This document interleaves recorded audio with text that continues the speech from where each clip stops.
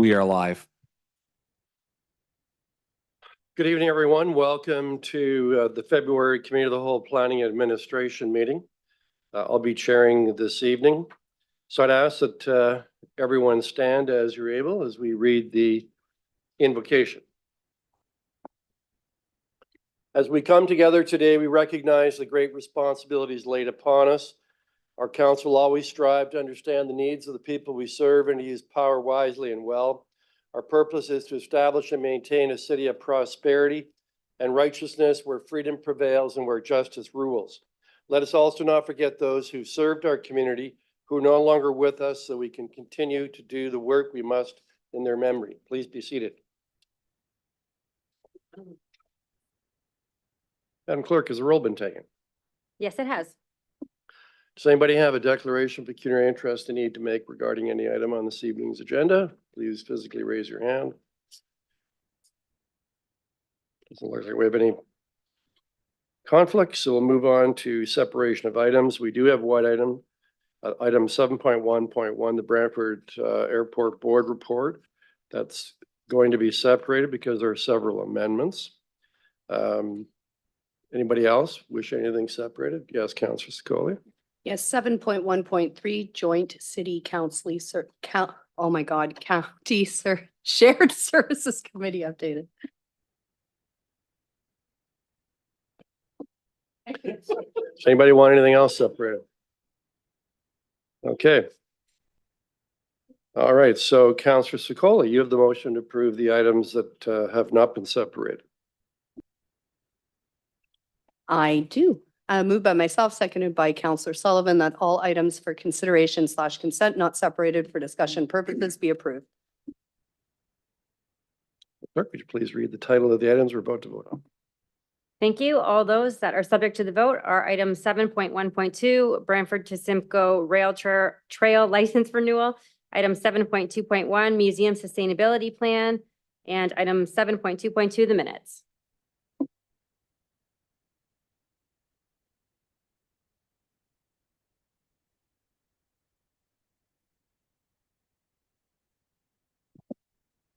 Thank you.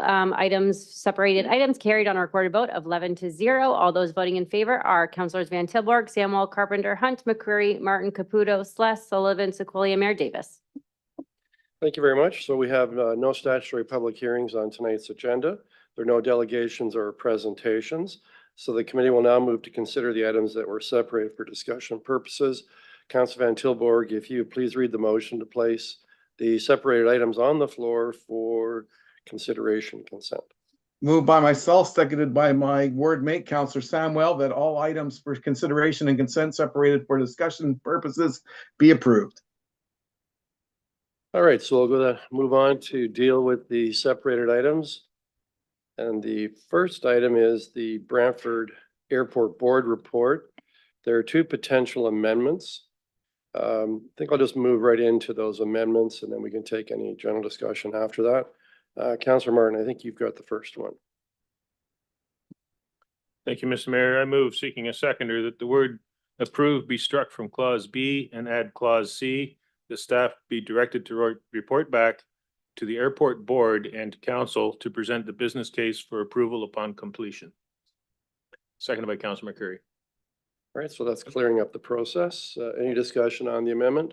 Yeah, if I could just Yes, speak to right. that, we thought this was ready, but apparently there's some issues that staff want to fine tune on this before it gets approved.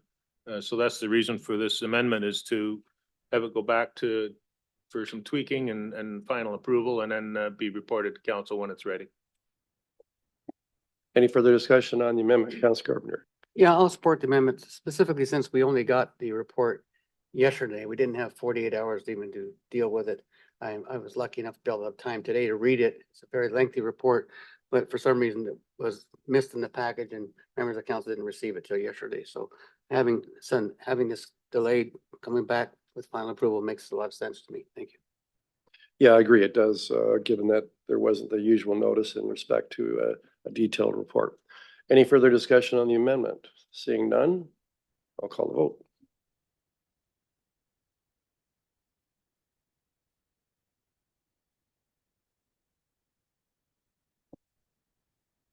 Thank you. The amendment carried on a recorded vote of 11-0. All those voting in favor are Councilors Van Tilburg, Samwell, Hunt, Carpenter, McCurry, Martin, Slask, Caputo, Sullivan, Sequoia, Mayor Davis.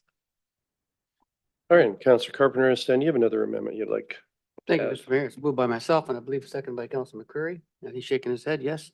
That staff be directed to secure a certified appraiser through the Appraisal Institute of Canada with municipal government experience prior to final approval of the business plan to provide an appraisal of land and structural buildings value as the best use of the facility. And speaking to it, if I may, I understand that that's the practice that we have to do anyways before incorporation. But I would like it to make it clear that council supports that move in that direction, and because the public seem to think that we don't want to know what the value of the asset is, and I think we do. So I just like to make it clear to the public that we do support knowing what the value of the asset actually is. Thank you. Any other discussion on Councilor Carpenter's amendment? Councilor Martin. Thank you. Yes, I'll be supporting this.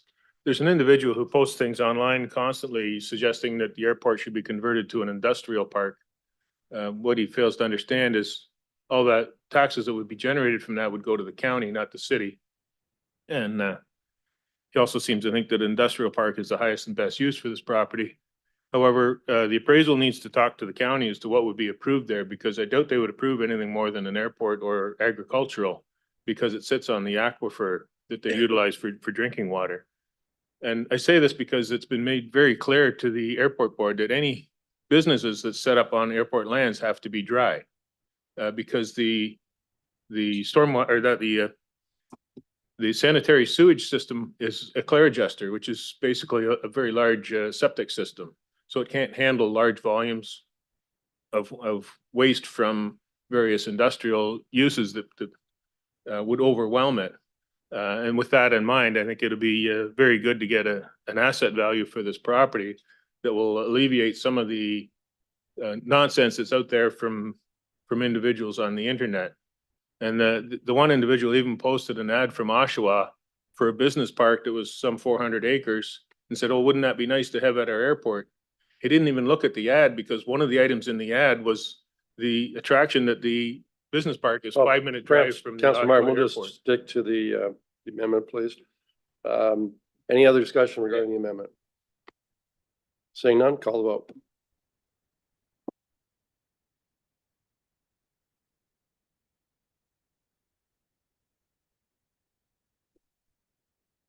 Okay. So we now have the, Sorry, the amendment carried on a recorded vote of 11-0. All those voting in favor were Councilors Van Tilburg, Samwell, Hunt, Carpenter, McCurry, Martin, Slask, Caputo, Sullivan, Sequoia, and Mayor Davis.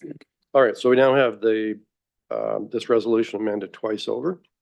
Any discussion regarding the resolution as amended? Councilor Martin. Thank you. I look forward to the final report coming for this, because what I've seen so far looks very promising for the airport. It'll allow the airport to be more like a business and be able to develop and utilize the value that's intrinsic in the airport to leverage new construction that will increase the revenues for the airport. And I know that Councilor Carpenter will likely be happy, because all the overhead charges will now be paid for once the municipal corporation is set up. And hopefully he'll take heart with that and bring motion forward that the golf course start paying their overhead charges as well. Any further discussion? Councilor Carpenter. So am I to understand that we're accepting the establishment of a municipal corporation before we really fully understand and have a good discussion about a municipal corporation, how it's run and how it's managed? Well, we're not making a final decision tonight. But perhaps staff, Mr. Bradley, can you answer that question for us? Well, can we explain the resolution that says that we are accepting it? Oh, consider and approve, it says, business case. No, approve has been deleted. And we have C, that was Councilor Martin's Okay, so amendment. it's being reverted back. Oh, I'm good. So That it's that to clarifies it. Thank To you. review and consider. Thank you. All right, any other? Councilor Hunt. Thank you, and through you to staff. So I'm actually looking at the budget, which has the airport under the Economic Development, Tourism and Culture business unit budget. Specifically looking at the Economic Development admin and the real estate admin, which is around $1 million. And I'm wondering, as Councillor Martin has just indicated, if this airport municipal corporation is going to be assuming its own administration in that staff report that's coming back, or perhaps I could get an answer from staff today, what impact that has on the budget in terms of the time that is now being spent in that department on administration of the airport. Through you, your worship, Michael Bradley, Commissioner of Community Development. As part of the longer term, or as part of the business case development, the latter steps, we would need to develop a management strategy for the municipal corporation. And it would determine whether there would be some potential to relieve city staff. There likely will be of certain responsibilities, and which could either generate a cost savings for the city, or whether the municipal corporation could pay the city for some of that time. So I think the short answer is yes, there probably will be some savings over current budget. And the longer answer is there's probably more work to be done on that. Yeah, I did have an opportunity to read the report today. So in table 3 of the report,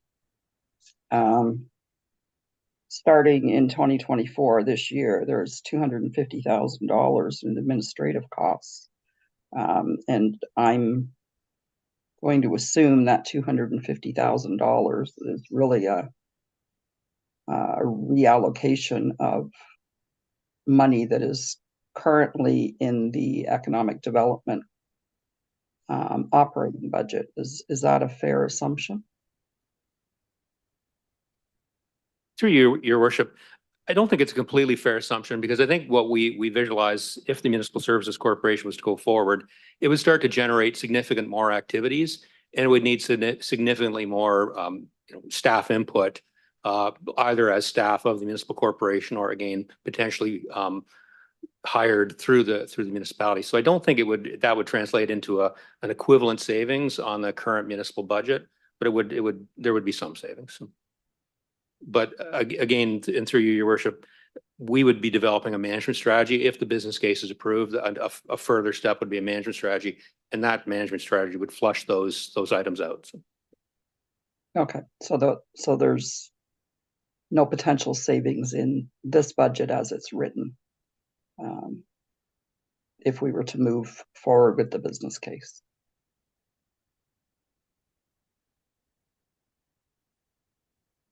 Councillor Carpenter, second. Oh, someone was. Nope. Okay, I Go didn't, I thought it was a hand. Okay.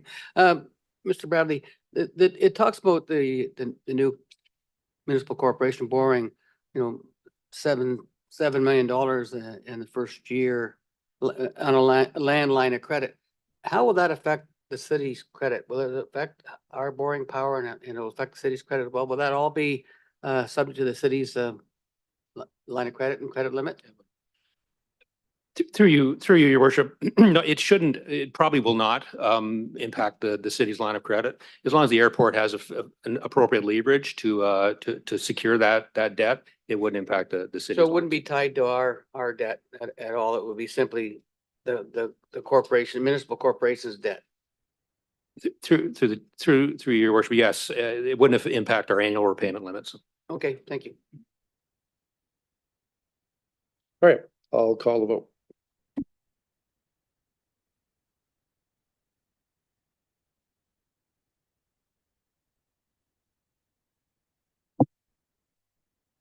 Thank you. Item 7.1.1 as amended, carried on a recorded vote of 11-0. All those voting in favor are Councillors Van Tilburg, Samwell, Hunt, Carpenter, McCurry, Martin, Slask, Caputo, Sullivan, Secoli, and Mayor Davis. Right, so we have one other item that was separated. That's 7.1.3, the Joint City County Shared Services Committee updated terms of reference. You said that more Yes, eloquently Councillor than I Secoli, could. you asked for that. Thank you. I just had a quick question for staff. I reviewed this and looking in the appendix A, I noticed that I searched high and low. I didn't notice any physician recruitment listed as the services provided by city and county. And I just want to make sure that this appendix isn't informing our priority list, or is it? If you through, Mr. Chair, Brian Hutchings, City CEO. Apologize for not being there tonight. I have a bug, so I don't want to pass on my germs to anybody. But no, it's if I can to Counselor, that's a list that was the original list of all kinds of shared services we do. The list that's approved is in the executive summary and also in the analysis section, which has the physician recruitment as item F in that. So it's the 9 we put forth, and then at the committee on October 30th, there was 3 added, and physician recruitment is one of the 3 that was added. Okay, I just wanted to make sure nothing was changing with the terms of reference being brought forward. Thank you Yes. so much. Seeing any other discussion, I'll call the vote on that.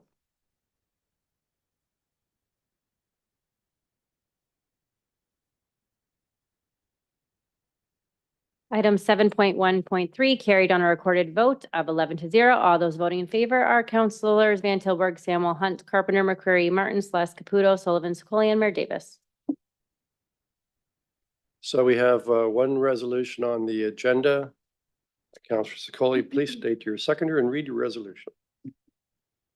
Yes, thank you. I'm proud to be bringing forward City of Brantford 2024 International Women's Day campaign. This will be seconded by Councillor Samwell.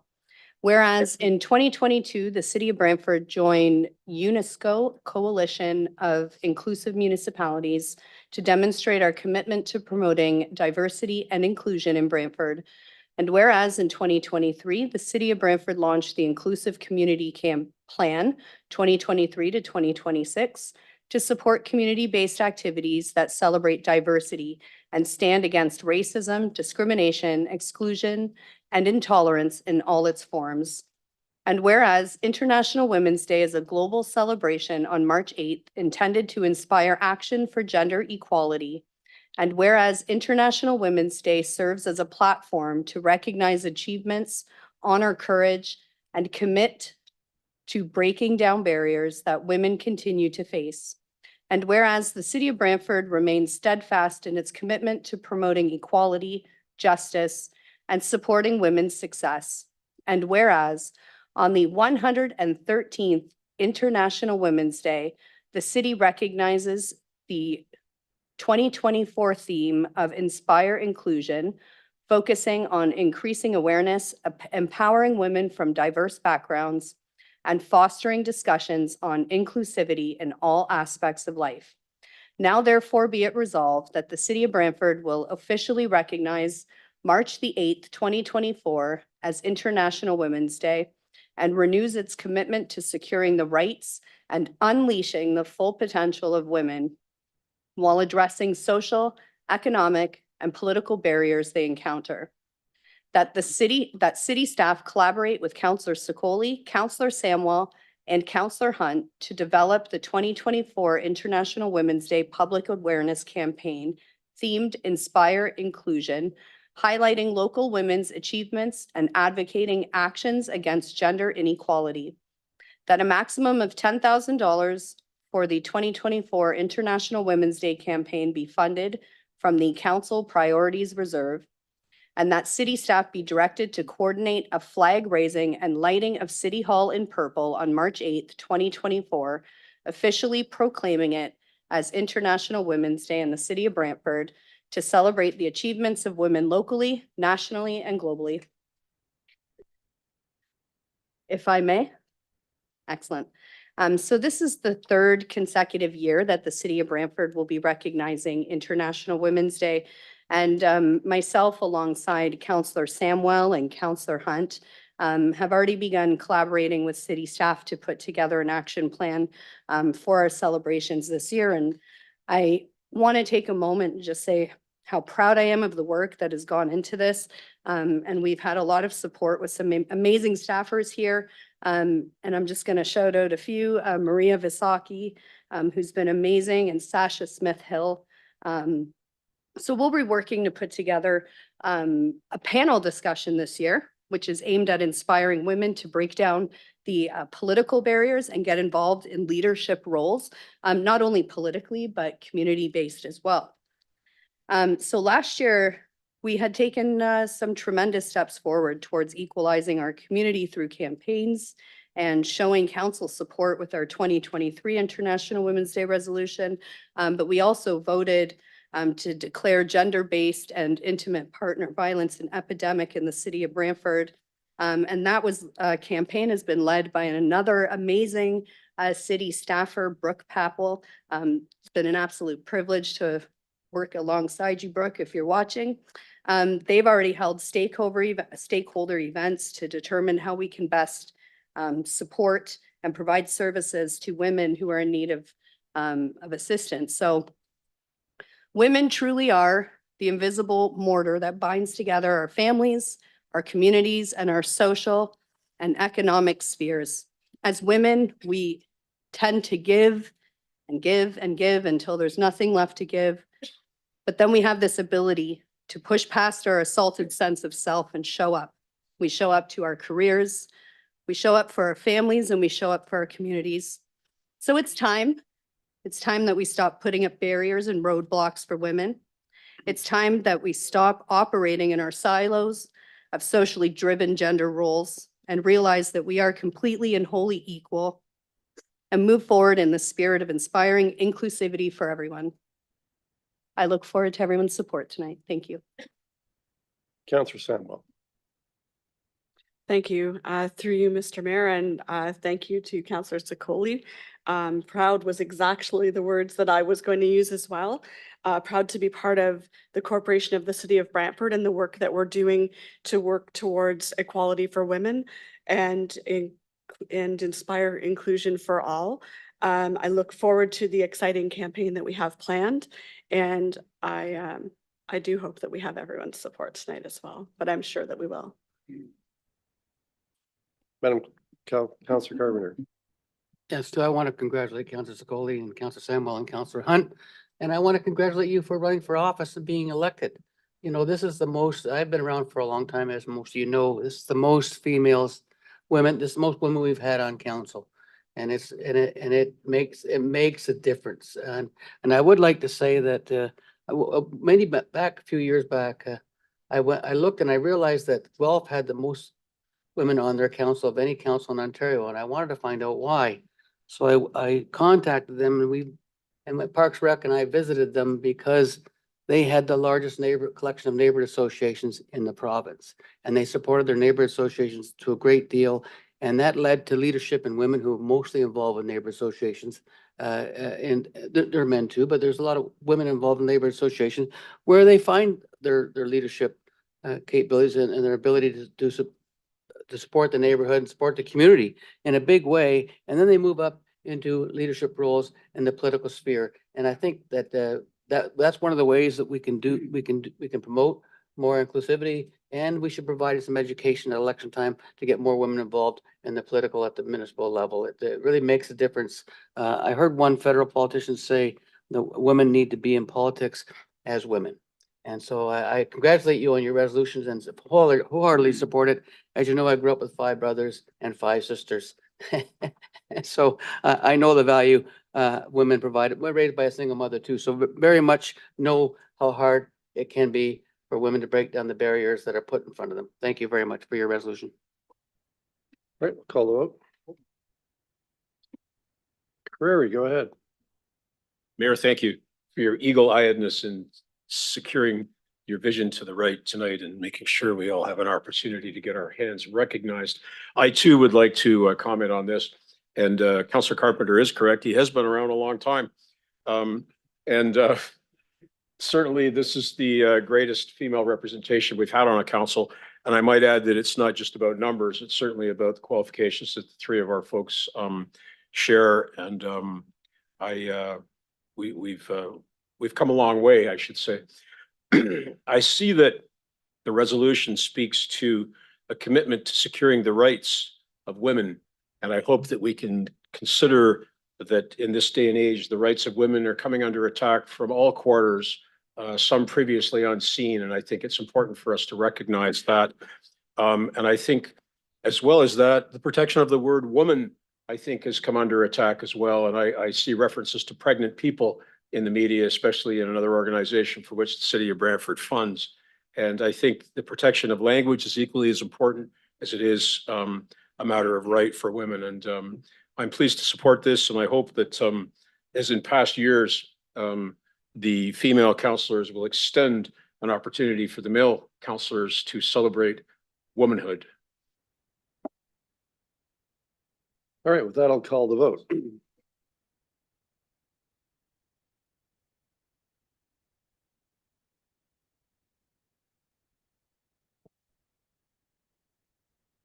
Thank you. Item 8.1, International Women's Day Campaign, carried on a recorded vote of 11-0. All those voting in favor are Councilors Van Tilburg, Samwell, Hunt, Carpenter, McCurry, Martin, Sluss, Caputo, Sullivan, Secoli, and Mayor Davis.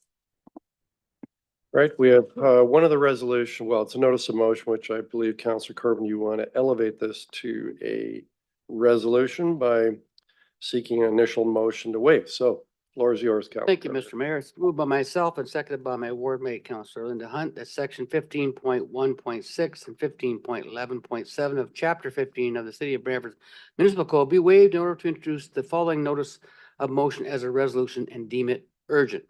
And the 5-pin bowling provincial championship that will be held March 27th to March 30th of this year. Whereas the 5-pin bowling provincial championship event will be taking place in the City of Brantford, March 27th to March 30th at Echo Bowl in 760 Culver Street in beautiful Ward 4. And whereas the event will be advertised to the public, and whereas the event will host approximately 185 bowlers from 13 regions across Southern Ontario in the City of Brantford, and whereas the event organizer has applied for a special occasion permit public through the Alcohol and Gaming Commission of Ontario. And whereas the request was received by the City of Brantford to support an application for the purpose of obtaining a special occasion permit public for the event. And whereas a special occasion permit public requires the event to be deemed municipally significant. And whereas the organizations plan to direct all proceeds for the sale of alcohol for this event into the youth bowling programs. And now therefore be resolved that the City of Brantford declare the 5-pin bowling virtual championship as a municipal significant event in order for the organization to obtain a liquor license. And just speaking to the timing is because the event's coming up quickly, and by the time they put their application, they need this in advance. All right, thank you. We'll call a vote then on the motion to waive.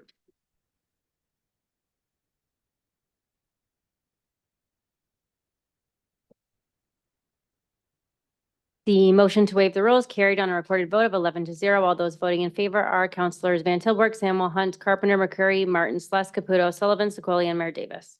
So Councilor Carpenter, I assume you want to put this now on the floor. I like to put this on the floor. I don't need to read it again. Those of you that want to know why I talk so fast, I explained that earlier, 5 sisters and 5 brothers. So any discussion on the resolution itself? Seeing none, call the vote.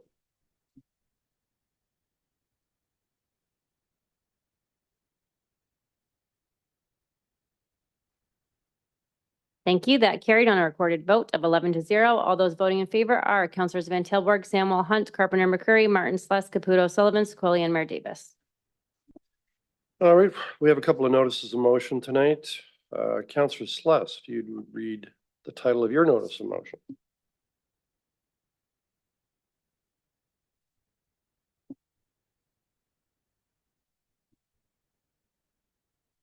Councilor Caputo, you read the title of your notice of motion.